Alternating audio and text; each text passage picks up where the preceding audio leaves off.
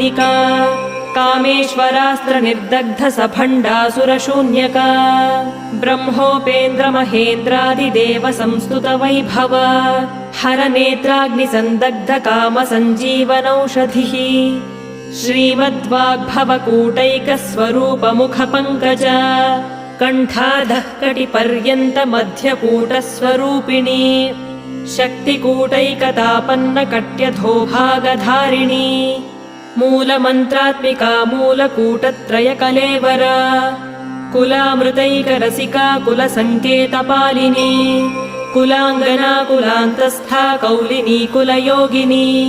Akula समयान्तस्था समयाचार तत्परा